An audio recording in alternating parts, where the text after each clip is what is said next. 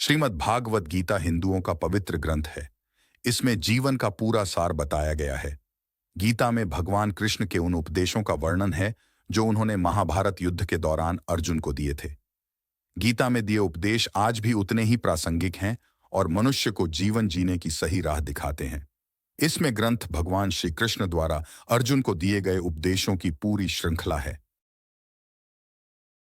गीता में जीवन के अर्थ को विस्तार पूर्वक बहुत खूबसूरत तरीके से समझाया गया है। गीता का अनुसरण करने वाला व्यक्ति जीवन में कभी असफल नहीं होता है। गीता में श्री कृष्ण ने बुद्धिमान व्यक्ति की पहचान बताई है। गीता में श्री कृष्ण ने कहा है कि समय कभी एक जैसा नहीं रहता है, यह हमेशा ही बदलता रहता है। इसलिए हमें कभी भी एक परिस्थिति में नहीं रहना चाहिए। जो लोग दूसरों को बेवजह रुलाते हैं उन्हें भी आगे चलकर रोना पड़ता है।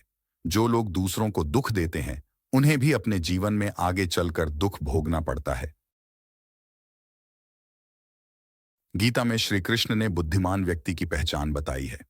गीता के अनुसार सबसे समझदार और स्थिर बुद्धि वाला व्यक्ति वही होता है जो सफलता मिलने पर अहंकार में नहीं करता है और विफलता मिलने पर गम में नहीं डूब जाता। श्री कृष्ण कहते हैं कि केवल डरपोक और कमजोर लोग ही चीजों को भाग्य पर छोड़ते हैं। वहीं जो लोग मजबूत और खुद पर भरोसा करने वाले होते हैं वे कभी भी नियति या भाग्य पर निर्भर नहीं रहते हैं। गीता के अनुसार कभी भी सिर्फ दिखावे के लिए अच्छा नहीं बनना चाहिए, क्योंकि परमात्मा से कुछ भी नहीं छिपा है। वो आपको बाहर से नहीं बल्कि भीतर से भी जानता है। इसलिए कोई भी बदलाव पूरी तरह से स्वयं के लिए होना चाहिए। श्री कृष्ण के कहते हैं कि आप खुश हैं या दुखी, यह दोनों आपके विचारों पर निर्भर है। अगर आप प्रसन्न रहना चाहते हैं तो आप हर हाल में प्रसन्न ही रहेंगे, लेकिन अगर आप बार बार नकारात्मक विचार लाएंगे तो आप दुखी ही होंगे। विचार ही हर व्यक्ति का शत्रु और मित्र होता है। श्री कृष्ण कहते हैं, किसी के साथ चलने से ना तो कोई खुशी मिलती है और ना ही लक्ष्य। इसलिए मनुष्य को सदैव अपने कर्मों पर विश्वास करते हुए अकेले चलते रहना चाहिए। गीता में श्री कृष्ण ने कर्म योग, भक्ति योग और ज्ञान योग को ही कल्याण का प्रमुख साधन बताया है। कर्म के प्रवाह से संबंध का टूट जाना ही जीवन का लक्ष्य है और यह लक्ष्य उपर्युक्त तीनों मार्गों से प्राप्त हो सकता है।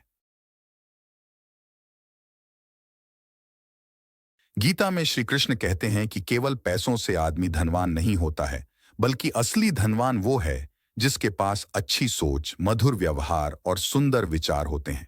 इतना कमजोर मत बनो कि कोई आपको तोड़ सके, बल्कि इतना मजबूत बनो कि आपको तोड़ने वाला खुद ही टूट जाए। श्री कृष्ण कहते हैं कि जिंदगी में दो चीजें कभी नहीं करनी चाहिए। पहला, झूठे आदमी के साथ प्रेम। दूसरा, सच्चे इंसान के साथ किसी तरह का छल। अगर आप क्रोध के समय थोड़ा सा धैर्य रख ले तो आप कम से कम 100 दुख भरे दिनों से बच सकते हैं। गीता में श्री कृष्ण ने कहा है कि हार और जीत हमारी सोच पर निर्भर है। मान लिया तो हार और अगर ठान लिया तो जीत है। गीता के अनुसार किसी भी व्यक्ति को अच्छे से जाने बिना दूसरों की बातें सुनकर उसके प्रति कोई धारणा बना लेना मूर्खता है। श्री कृष्ण कहते हैं, किसी के साथ चलने से ना तो कोई खुशी मिलती है और ना ही लक्ष्य। इसलिए मनुष्य को सदैव अपने कर्मों पर विश्वास करते हुए अकेले चलते रहना चाहिए।